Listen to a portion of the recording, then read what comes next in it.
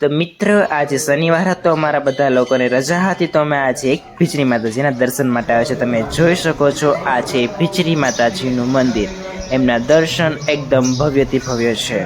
અહીં તમે માત્ર મીઠાની માનતા રાખવાથી જ તમારી બધી મનોકામના, બધા રોગો જળમૂળથી નાશ પામે છે. શરત એટલી છે કે જો તમે એક મીઠાના કોથળીની માનતા રાખી હોય તો તમારે અહીં આવીને 2 મીઠાઈ ચડાવવા પડે છે. મતલબ કે જેટલી માનતા રાખી હોય તેની ડબલ.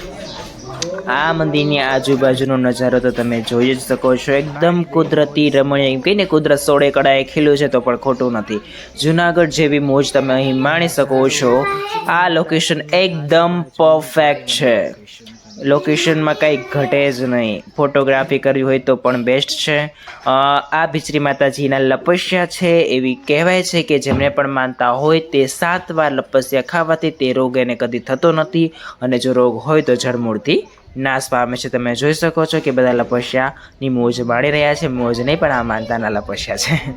અને લોકેશનમાં જો અહીં ઘેટા બકરા સાવ નાના નાના દેખાય છે. અને અહીં ભીચરી માતાજીના જેને બી માનતા હોય તેમની રૂલ્સ એન્ડ રેગ્યુલેશન લખ્યા છે, તમે વાંચી શકો છો. ઓકે, તો હવે અમે વેઇટ કરી રહ્યા છીએ લપસ્યા ખાવાના. મારી વાઈફ કે ઓલા ભાઈ કમ્પ્લીટ કરે પછી એનો વારો આવે. તો કે ભાઈ તમે પહેલાં ખાઈ લો, પછી અમે જશું. ત્યાં સુધી તમે નજારોની મહેફિલ માણો. ઓકે, હવે એનો વારો આવી ગયો છે.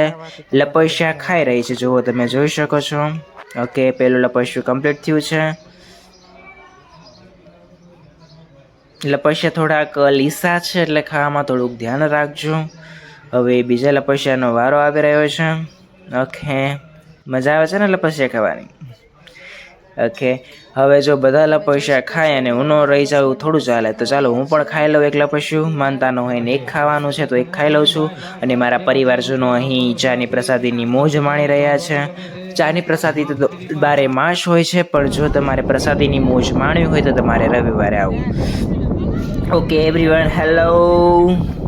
બધા પરિવારજનો જો અમારા હાય હેલો કરી રહ્યા છે. અહીં અમારા પરિવારજનો જોઈ શકો છો વિડીયો સાથે. અહીં જો તમારે પરિવારજનો સાથે આવવું હોય તો બેસ્ટ લોકેશન છે. નાનાથી લઈને મોટા લોકો બધાને બહુ જ ગમે.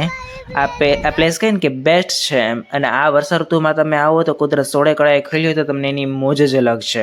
અને થોડુંક ઉપર છે તો તમને બધી વસ્તુ નાની નાની નીચેની લાગશે, એટલે જોવું એનું દ્રશ્ય કહે ને એકદમ રમણીય છે. તો તમારે અચૂકપણે આવું. જ્યાં ભીચરી માતાજીનો નજારો થોડોક દૂરથી મેં લીધેલો છે, એકદમ મસ્ત ફાઇન છે.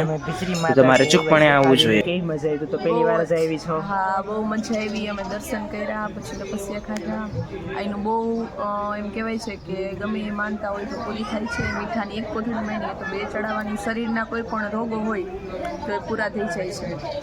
ઓકે, તો આ જે વર્ષા ઋતુમાં તમે અહીંયા આવો તો એકદમ બેસ્ટ લોકેશન છે, તમે જોઈ શકો છો. એટલે જો તમારી પાસે રવિવાર હોય, શનિવાર હોય, દર રવિવારે અહીંયા પ્રસાદી પણ મળે છે, તો રવિવારે અચૂકપણે આવું. આજે તો શનિવાર છે, પણ અમે દર્શન માટે સ્પેશિયલ આવેલા હતા.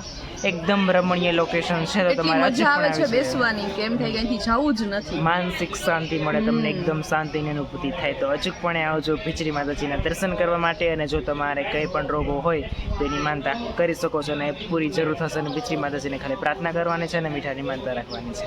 ગુડ બાય, જય માતાજી.